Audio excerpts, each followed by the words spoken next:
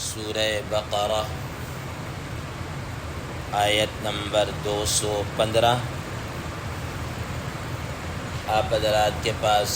Page number ہے 64۔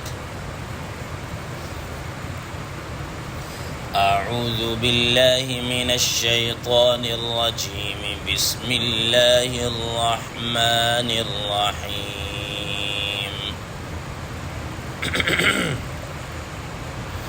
يسألونك ماذا ينفقون قل ما أنفقتم من خير فللوالدين والأقربين واليتامى والمساكين وابن السبيل وما تفعلوا من خير فإن الله به عليم۔ صدق الله العظيم۔ اللهم صل على محمد النبي الأمي وعلى آله وسلم تسلیما کثیرا کثیرا۔ محترم سامعین کرام، اس آیت مبارکہ کا ترجمہ اللہ تبارک و تعالی ارشاد فرماتے ہیں، یسألونک ماذا ينفقون، وہ لوگ آپ سے سوال کرتے ہیں، پوچھتے ہیں کہ وہ کیا چیز خرچ کریں۔ قل، آپ صلی اللہ تعالی علیہ وسلم فرما دیجئے، ما انفقتم من خیر، کہ جو بھی تم خرچ کرو مال میں سے، فللوالدین والاقربین، تو تم خرچ کرو اپنے والدین پر اور قرابت داروں پر، رشتہ داروں پر، والیتامى والمساکین وابن السبیل، اور یتیموں پر اور مسکینوں پر اور مسافروں پر، وما تفعلوا من خیر فإن اللہ بہ علیم، اور جو تم بھی نیکی کا کام کرو گے تو بے شک یقیناً اللہ تبارک و تعالی اس کو خوب جانتے ہیں۔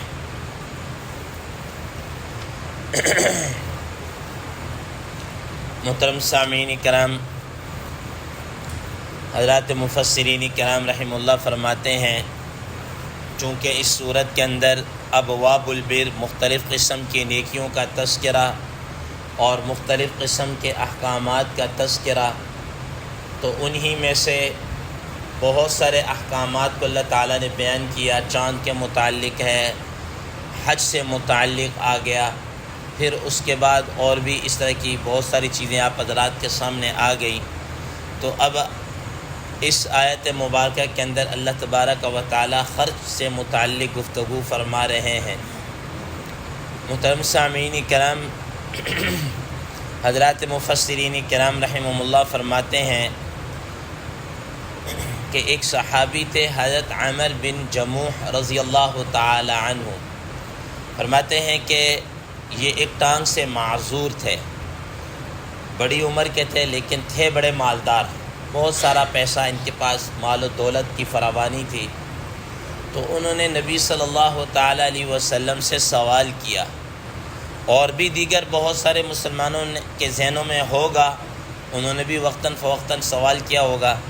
لیکن خاص طور پر انہی کا نام آتا ہے کہ انہوں نے نبی صلی اللہ تعالی علیہ وسلم سے سوال کیا کہ یا رسول اللہ صلی اللہ تعالی علیہ وسلم،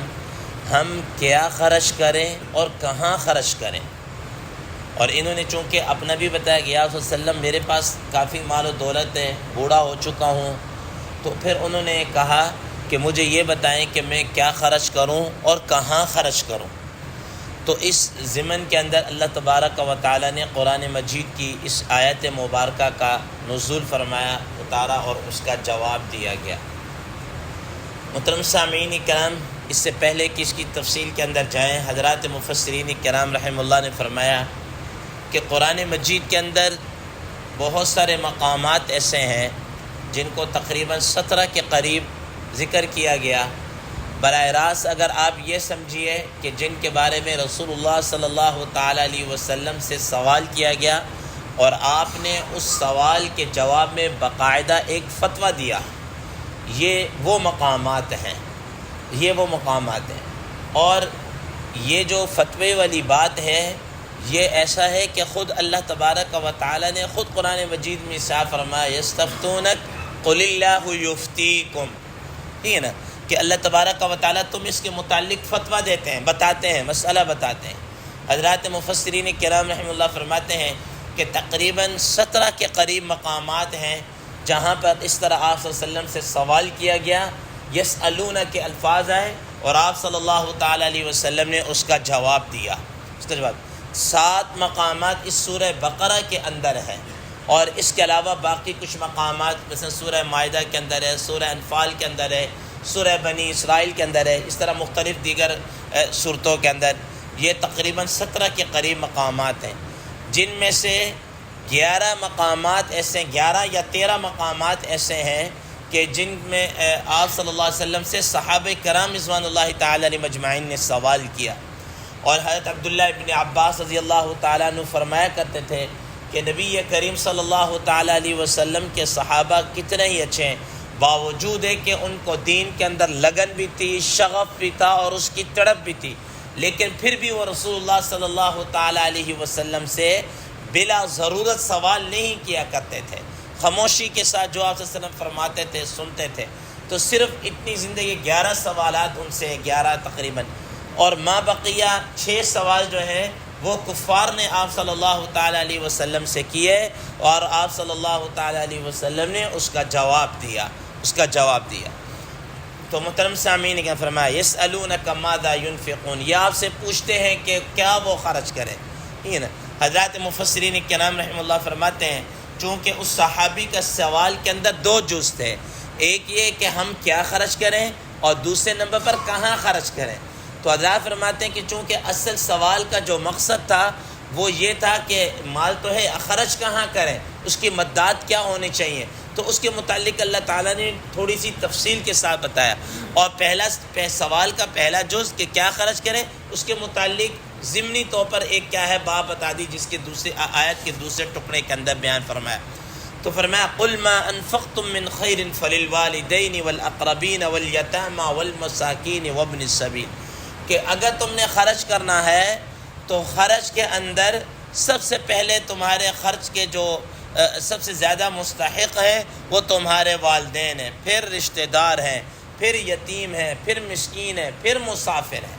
یہ اللہ تبارک و تعالیٰ نے اس کو بیان کر دیا۔ اور حضرات مفسرین کرام رحمہ اللہ فرماتے ہیں کہ چونکہ قرآن مجید کا یہ جو آیت مبارکہ ہے اس کا سیاق و سباق اور اس کا وہ بتا رہا ہے کہ یہاں پر جو خرچ کرنا ہے یہ نفلی صدقے کے متعلق ہے، یہ کوئی زکوٰۃ سے متعلق نہیں ہے، زکوٰۃ سے ریلیٹڈ نہیں ہے۔ کیوں؟ اس کی وجہ یہ ہے، پہلی وجہ یہ ہے کہ زکوٰۃ کے مصارف اللہ تعالیٰ نے الگ سے بیان کیے ہیں، اور پھر اس کی ایک لمٹ بیان کی، اس کے اصول و ضوابط ہیں۔ اور تیسرے نمبر پر یہ ہے کہ والدین ہوں، انسان کے جو والدین ہیں وہ زکوٰۃ کے مستحق نہیں ہے، ٹھیک ہے، جتنے مرضی غریب ہوں آپ ان کو زکوٰۃ نہیں دے سکتے۔ اسی طرح والدین اپنی اولاد کو کیا ہے زکوٰۃ نہیں دے سکتے، چاہے جتنے مرضی وہ غریب ہوں۔ ہاں اگر وہ غریب ہیں یا ان کے مالی حالات اس طرح نہیں، یہ اولاد کے اوپر فرض ہے کہ وہ اپنے والدین کے اوپر خرچ کریں، وہ اپنے والدین کے اوپر کیا کریں، خرچ کریں۔ اسی وجہ سے قرآن مجید میں جا بجا سب سے زیادہ جس بات پر زور دیا گیا کہ خرچ کرنے کے اندر کیا ہے، سب سے پہلے تمہارے والدین ہیں، ٹھیک ہے نا، فَلِلْوَالِدَيْنِ احسانًا، کہیں کس طریقے سے، کہیں کس طریقے، والدین کو سب سے پہلے کیا نمبر حاصل۔ اور اس سلسلے کے اندر بھی ایک صحابی آتے ہیں رسول اللہ صلی اللہ علیہ وسلم سے سوال کرتے ہیں من ابر منا، کہ ہماری نیکی کے سب سے زیادہ کون مستحق ہے، کون مستحق؟ تو آپ صلی اللہ علیہ وسلم نے فرمایا کہ تمہاری والدہ، تمہاری ماں۔ فرمایا کہ یا رسول اللہ علیہ وسلم اس کے بعد کون؟ پھر فرمایا تمہاری ماں۔ پھر اس صحابی نے سوال کیا پھر کون ہے؟ پھر آپ صلی اللہ علیہ وسلم نے تیسری مرتبہ بھی یہی جواب، تمہاری ماں، یعنی تمہاری والدہ۔ گویا کہ 3 مرتبہ رسول اللہ صلی اللہ تعالی علیہ وسلم نے والدہ کے حق کو کیا کیا، بیان کیا اور کہا کہ سب سے زیادہ احسان اور سلوک کے اور نیکی کے جو مستحق ہے، خرچ کے مستحق ہے، تو وہ تمہاری والدہ ہے۔ پھر صحابی نے سوال کیا تو رسول اللہ صلی اللہ تعالی علیہ وسلم نے والد کا کیا کیا، ذکر کیا۔ اس لیے محترم سامعین کرام، اگر والدین مالی اعتبار سے ان کی پوزیشن اچھی نہیں ہے تو پھر اولاد کے اوپر فرض ہے کہ وہ ان کے اوپر کیا کریں، دل کھول کر کیا کریں، خرچ کریں۔ اور اگر والدین خود صاحب حیثیت ہے، ویل سیٹڈ ہے، ٹھیک ہے، پھر اولاد کی ذمہ اگرچہ مالی خدمت کرنا اس طریقے سے تو نہیں ہے، لیکن جسمانی خدمت کرنا پھر بھی اولاد کے ذمہ کیا ہے، لازم ہے کہ ان کے جناب اللہ ضروریات کا، ان کی راحت کا، ان کی سہولت کا خیال رکھے۔ وہ رات کو اگر لیٹے یا سوئے تو ان کی مٹھی چابی کریں، ان کے جناب اللہ اور اس طرح کے چھوٹے موٹے کام جو ہوں ان کو کیا ہے، سر انجام دیں۔ تو فرمایا کہ فلیل والدین، سب سے پہلے تمہارے کیا ہیں، والدین ہیں۔ اس کے بعد آگے فرمایا والیتامی، یتیم اس کو کہتے ہیں، آپ حضرات کے علم میں ہے کہ جو آدمی نابالغ ہو اور اس کے والدین کا اس کے والد کا کیا ہو جائے، انتقال ہو جائے۔ ظاہر ہے والد جو ہے یہ ایک کمائی کا ایک ذریعہ ہے کہ وہ کما کر دیتا ہے، بچوں پر کیا کرتا ہے، خرچ کرتا ہے۔ تو فرمایا کہ یتیموں کے اوپر، اور نبی صلی اللہ تعالی علیہ وسلم اسی وجہ سے یتیموں پر خرچ کرنے کی ترغیب دیتے ہوئے فرمایا انا وکافل الیتیم، میں اور یتیم کی کفالت کرنے والا۔ آپ صلی اللہ علیہ وسلم نے دونوں انگلیوں کو ملا کر کہا کہ وہ میں اور وہ اس طرح جنت کے اندر ہوں گے، جنت کے اندر اس طرح ہوگا۔ اور بھی آپ حضرات کے سامنے پیچھے جناب اعلیٰ یہ بات آ چکی یتیموں پر خرچ کرنے کی۔ آگے فرمایا والمساکین، مسکینوں کے اوپر۔ مسکین اس کو کہتے ہیں کہ جس کے پاس مال تو ہے لیکن اس کی ضروریات پوری نہیں ہو رہی، وہ بیچارہ اپنی محنت مزدوری بھرپور کر رہا ہے، لیکن ظاہر مہنگائی اتنی ہو چکی ہے یا اخراجات اتنے ہیں کہ وہ اپنے ٹھیک طریقے سے اپنے ضروری اخراجات بھی پورے نہیں کر سکتا۔ محترم سامعین کرام، جس طریقے سے مثال کے طور پر اگر آج کل کے اس دور کے اندر دیکھیں، تب ایک مثال کے طور پر ایک مزدور ہے، دیہاڑی دار بندہ ہے، وہ اگر یومیہ 1000 روپے دیہاڑی بھی کیا کر رہا ہے، کما رہا ہے، 1500 بھی دیہاڑی اگر کما رہا ہے، تو مہینے کے میکسیمم روزانہ کی بنیاد پر اگر اس کی دیہاڑی لگے، کوئی چھٹی نہ کرے، تو اگر 1000 ہے تو یومیہ وہ ماہانہ 30,000 روپے کمائے گا، 1500 لے گا تو ماہانہ 45,000 روپے ہوگا۔ اب اس 45,000 روپے بھی فرض کر لیں تو اس کے اندر جناب بجلی کا بل ہے، مکان کا کرایہ ہے، بچوں کے جناب اخراجات ہیں اور اس قسم کے، تو یہ تو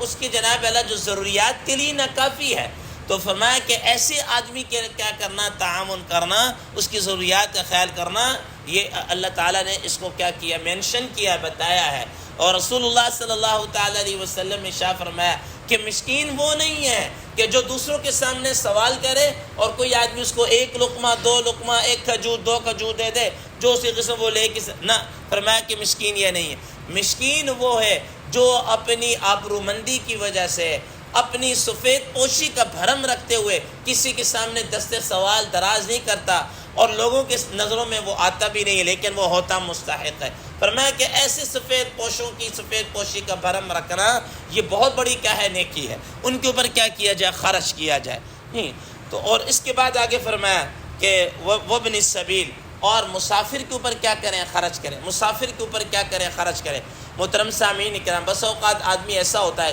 اپنے علاقے کے اندر ویل سیٹڈ ہوتا ہے، لیکن سفر کے اندر گیا، بس اوقات ایسے حالات پیش آ جاتے ہیں کہ مال نکل گیا، کسی نے جیب کاٹ لی، کوئی اور اس طریقے سے حالات پیش آ گئے، وہ جو اپنے علاقے کے اندر